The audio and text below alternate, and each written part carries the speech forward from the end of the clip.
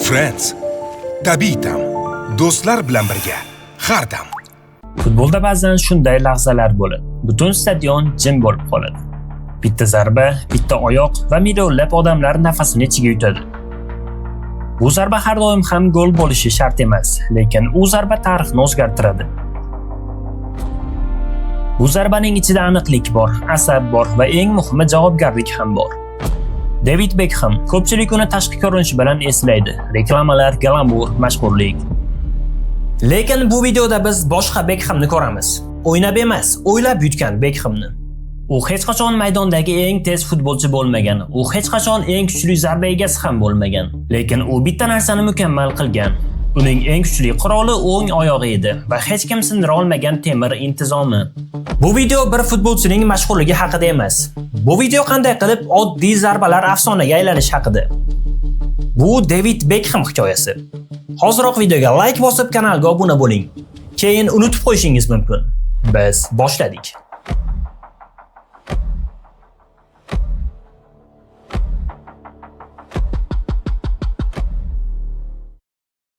Ba'zi futbolchilar bir lahzada porlaydi, ba'zilari esa sekin-asta shakllanadi. David Beckham ikkinchi turdagi futbolchi edi. Uning hikoyasi iste'dod topildi degan hikoya emas. Bu har kuni har bir harakatni ongli ravishda takrorlagan bolaning hikoyasi. U kichkina paytidanoq futbolni boshqacha ko'rardi. Maydonda o'yin joyi sifatida emas, ish joyi sifatida ko'rardi. Ko'pchilik bolalar to'p tepadi va uyga ketadi. Beckham esa qolardi. Bitta oshirish, yana bitta va yana. Pas, markazga oshirish, jarima zarbasi. Bu chiroyli ko'rinmasdi. Bu olqish ham keltirmasdi. Lekin aynan shu paytlarda u o'zini boshqalardan ajratayotganini bilardi. Uning ichida baland ovozli orzu bor edi. Men yulduz bo'laman degan gap yo'q. Uning ichida bitta sokin, lekin qat'iy fikr bor edi. Men tayyor bo'laman. Bu niyat emasdi, bu qaror edi. Men bolaligimda hamma narsani takror qilardim. Burchakdan oshirishni, erkin zarbani, to'pni qabul qilishni, ba'zi paytlar odamlar nima kerak buncha derdi. Lekin men bilardim, maydonda seni iste'dod emas, tayyorgarlik qutqaradi. Shuning uchun men doim ko'proq ishlardim.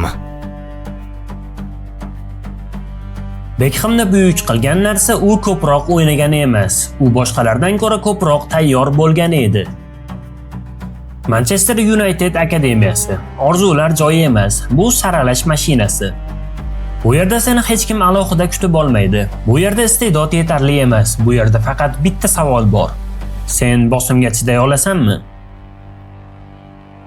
Beckham shu savol bilan yuzma-yuz keldi va u yo'qolib qolmadi.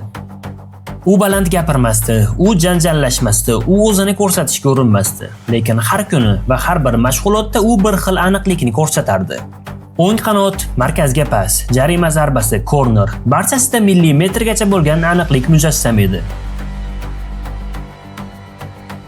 Bu jim yigitni bir kun kelib hamma ko'ra boshladi. 92-yilga klass paydo bo'ldi. Yoshlar, ochlik, bosim. Ularning ichida Beckham ham bor edi. Lekin u yulduz bo'lishga shoshilmadi. U kerakli bo'lishni tanladi. 1998-99 mavsum Manchester United tarix yozdi. Treble, Liga, Kubok va Chempionlar Ligasi. Final, Bayern, oxirgi daqiqalar. 2 burchak, 2 oshirish. Butun dunyo Beckhamning oyog'iga qarab qoldi. Manchesterda men bir narsani o'rgandim.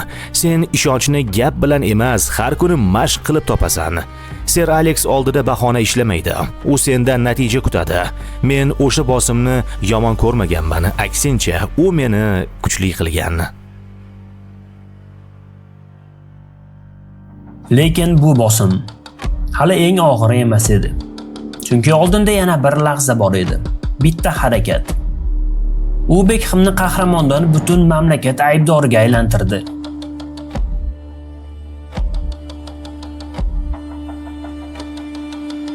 Futbolda ba'zan shunday lahza bo'ladi. U sening yillar davomida qilgan hamma ishlaringni bir soniyada yopib qo'yadi. 1998-yil Jahon chempionati, Argentina bilan o'yin. Bir hissiyot, bir harakat va hammasi o'zgaradi. Kecha u treble qahramoni edi, bugun esa aybdor. Gazetalar, sarlavhalar, qarg'ishlar, butun mamlakat senga qaraydi va bu qarashda sevgi yo'q. Ko'pchilik futbolchi shu joyda sinadi. Kimdir javob qaytaradi, kimdir yo'qoladi. Bekhem esa jim turdi.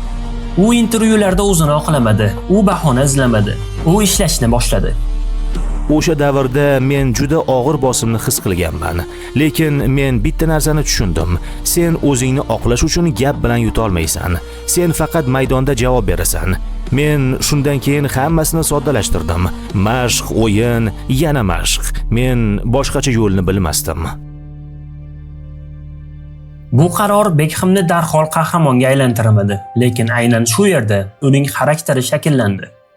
Va oldinda bitta savol qoldi. Bu bosim uni sindiradimi yoki u bosimdan kuchliroq bo'lib qaytadimi? Tanqid, bosim va shubha bo'ldi. Lekin chekinish bo'lmadi. O'sha mavsum Bekhemning qaytish filmi emasdi. U javob edi.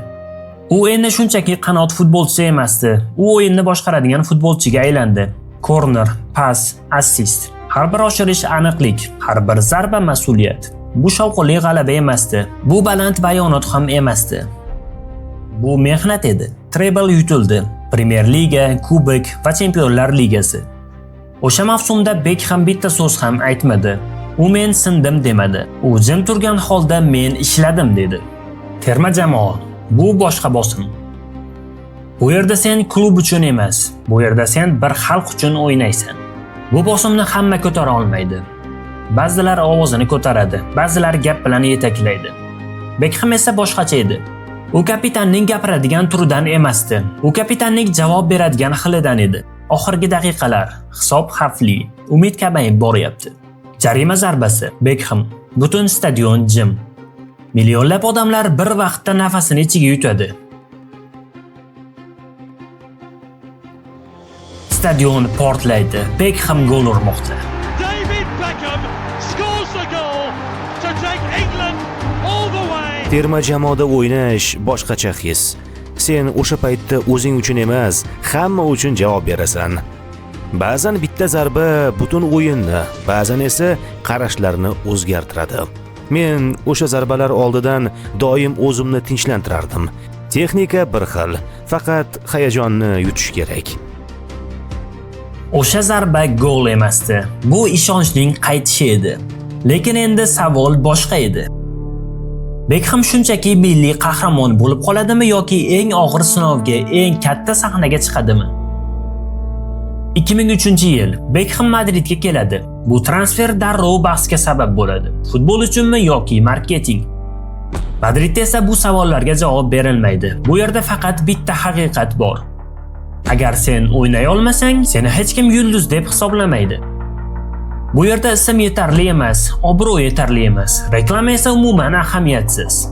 Bekhem uchun boshida oson bo'lmadi. Pozitsiya begona, rol noaniq, bosim esa doimiy. Bu safar u qahramon emasdi. Bu safar u isbotlashga majbur futbolchi edi. Va u yana tanish yo'lni tanladi. Intizom.